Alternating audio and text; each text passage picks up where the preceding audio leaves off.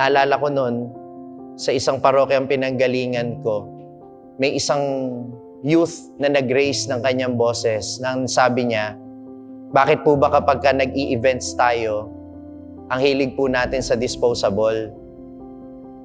Tinatamad lang po ba tayong magugas ng pinggan?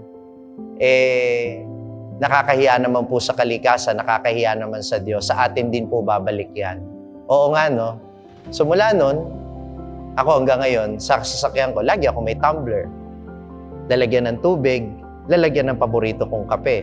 At kahit saan ako magkape, yung tumbler ko ang gagamitin ko, yung mug ko ang gagamitin ko. Because that is in my own way to communicate the truth that we have to protect our Mother Nature.